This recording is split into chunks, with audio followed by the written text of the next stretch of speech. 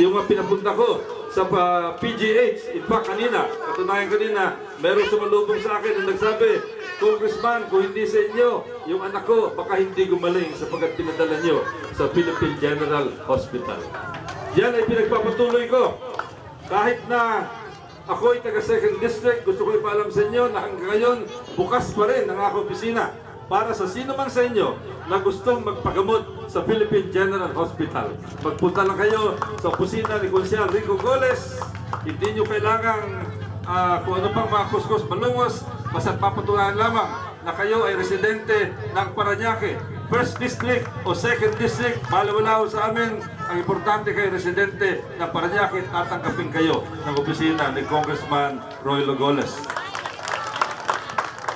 Meron ako isang serbisyo pero pasensya na sapagkat sa DSWD ang nire-require nila kailangan residente ng 2nd District. Ano po ito? Ayokong pag-usapan nito pero hindi natin maiwasan. Alam niyo, ang buhay, pag merong buhay, merong katapusan. Di ba? Hindi maiwasan natin.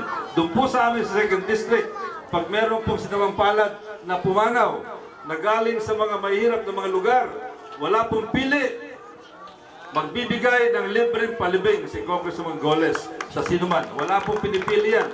100% nakasama. Kaya lang, pasensya na po, kayo ay hindi taga 2nd District, kaya kahit na gusto ko, hindi kayo pwedeng isama dito sa programang ito. At sana makapasyal kayo doon sa amin sa 2nd District, sapagkat nakikita ko, meron kayong basketball court dito. Doon sa amin sa 2nd District, ano makikita nyo sa 2nd District? Sa basketball? Covered court. Anong tawag sa covered court? Coliseum. Tawag? Coliseum. Coliseum. Sa ngayon, halos 50 Coliseum na ang pinagawa ni Congressman Goles doon sa amin sa 2nd District. Gusto ko magpagawa dito sa 1st District pero hindi ko pwede. Pero meron akong pagagawa, sisimula na doon sa phase 4 ng multinational. Medyo walking distance mula sa inyo. At gusto ko rin sabihin, nagkaroon ako ng proyekto dito sa inyo noon. Nung pinariprap itong creek, doon banda sa may tulay, doon sa malapit sa mga gate. Siyempre, kahit paano ang creek dumadaan din malapit sa inyo, pag nilinis ang creek doon banda sa may 2nd District, pati sa 1st District, ay siyempre nakikinabang din. Yan ay naging proyekto ng inyong Congressman Roy Logoles. So, ngayon po, meron kayong pabingo. Mag-iiwan na ako ng konting papremyo sa inyong pabingo dito. Hanggang ano oras lang bingo nyo rito? Hanggang ano oras? Ha? 7? Ay, alas 7 na. Mag-iwan ako ng 2,000 piso dito para sa pabingo ninyo. Siguro mas pwede gawin yung premyong tigli-500. Tigli-500 para 4 ang makikinabang dito sa aking papremyo ito. Pasensya na po at yan lang mga kaya natin. Sa muli po, ito ang inyong Congressman Roy Logoles. Gusto ko rin sabihin para sa inyo, kasi ako naging congressman nyo mula pa noong 1992. Siyempre, baka nagtatanong kayo, kumusta naman si Congressman Goles sa Kamara?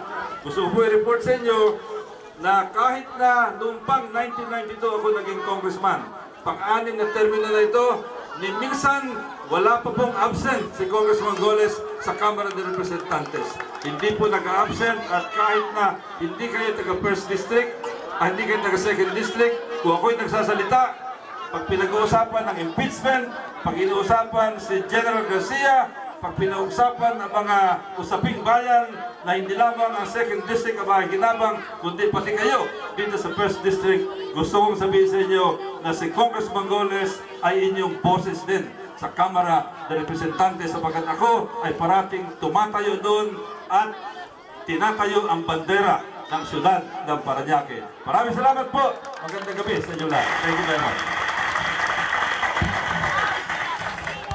Yan. Maraming salamat po.